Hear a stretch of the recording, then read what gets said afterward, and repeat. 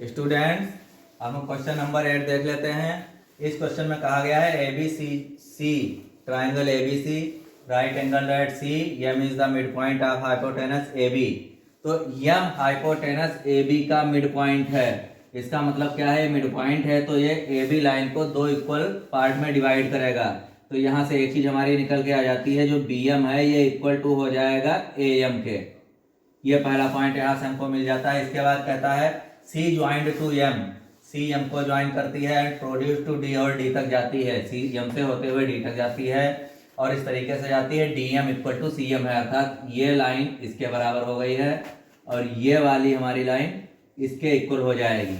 यहाँ पर अब हमको प्रूव करना है, पहला नंबर है A M C equal to congruent to B M D. तो हम फर्स्ट नंबर डाल लेते हैं। जो ट्राइंगल कॉन्ग्रेंट प्रूव करने होते हैं उसी को इन लगा लिख देते हैं। यहाँ पे लिखेंगे in triangle A M C and triangle B M D. अब हमको यही दोनों ट्राइंगल देखने हैं। ए एम सी ये वाला ट्राइंगल हमारा इधर हो जाता है और बी एम डी ये वाला ट्राइंगल इधर हो जाता है। इन दोनों ट्राइंगल्स में हम देख लेते हैं क्या करना होगा। पहला हमने यहाँ पर पॉइंट लिख रखा है, B M equal to A M है, तो यहाँ पर यही हम लिख लेंगे B M equal to A M. इसका रीजन डाल देंगे, क्या रीजन है? इसका रीजन यहाँ पे हमारा दिया हुआ है, hypotenuse A B and joint to M is the mid point of hypotenuse A B. ये इसका रीजन है। लिखेंगे M is mid point of A B, ये इसका रीजन हो जाएगा। दूसरी चीज हमारी इक्वल दी हुई है क्वेश्चन में, D M equal to C M, इसके लिए डाल देंगे गिवन। और यहाँ पर देख लेते हैं ये वाला एंगल इस एंगल के वर्टिकली अपोजिट है, तो इस एंगल का नाम लिख देंगे, लिखेंगे angle D M B equal to angle A M C, bracket में रीजन डालेंगे वर्टिकली अपोजिट।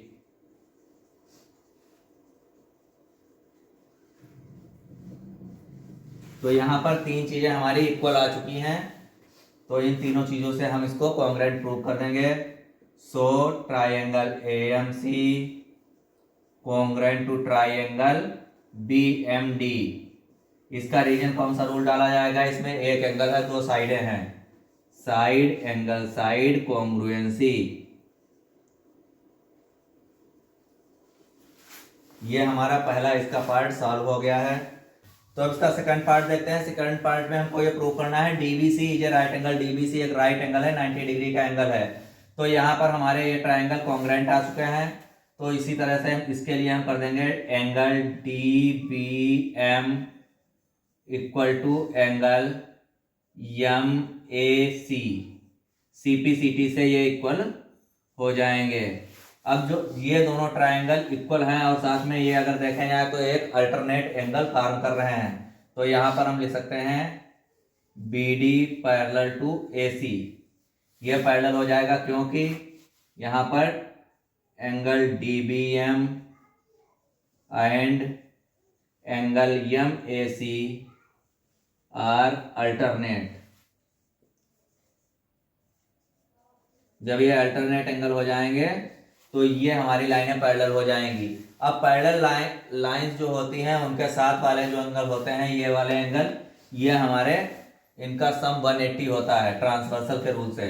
तो यहाँ पर लिख देंगे एंगल डी बी सी, यहाँ पर क्या लिखेंगे D B C, angle D B C plus angle A C B, angle A C B equal to 180 हो जाएगा ट्रांसवर्सल के रूल से। इसका रूल लिख देंगे ट्रांसवर्सल।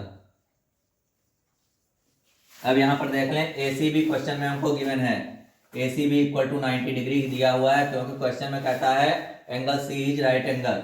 तो यहां पर लिख लेंगे हम angle DBC plus angle 90 degree equal to 180। 90 degree को उधर ट्रांसफर करेंगे, angle DBC equal to 180 minus 90। तो यहाँ पर एंगल DBC हमको मिल जाएगा 90 डिग्री। तो इसका जो दूसरा हमको प्रूव करना था वो भी हम लिख सकते हैं यहाँ पर। So angle DBC is a right angle. अब इसके दो पार्ट सॉल्व हो गए हैं। तीसरे पार्ट में हमको DBC को कॉन्ग्रुएंट प्रूव करना है ACB के। तो यहाँ पर देख लेते हैं DBC हमारा कौन सा ट्रायंगल है। DBC ये पूरा ट्रायंगल हमको लेना है इस बार, ये वाला पूरा, और इसको हमें कॉन्ग्रुएंट प्रूव करना है ACB के। इस पूरे ट्रायंगल के कॉन्ग्रुएंट प्रूव करना है। तो इस क्वेश्चन के लिए आप पहले देखते हैं, यहाँ पर बोर्ड पे हमारी जगह नहीं बची है तो इसको हम मिटा दे रहे हैं।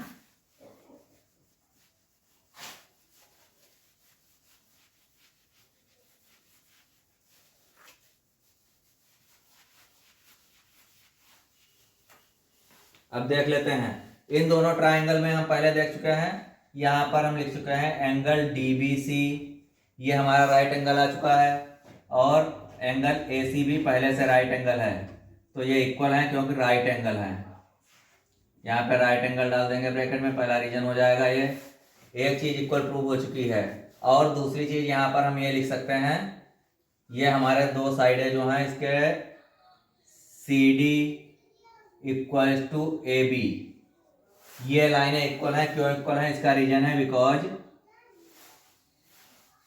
ये हमारा इसका रीजन हो जाएगा क्योंकि ये पैरेलल लाइंस से बने हुए डायगोनल्स हैं। Diagonals formed by parallel lines.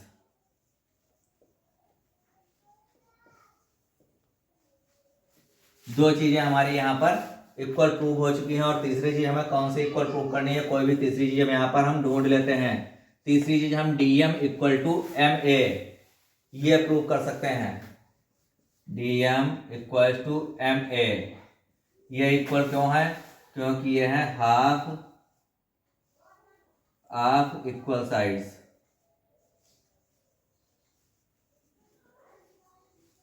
अब तीन चीजें इक्वल प्रूव हो गए हैं तो ट्रायंगल हमारा कॉन्ग्रुएंट हो जाएगा। Triangle DBC congruent to triangle ACB।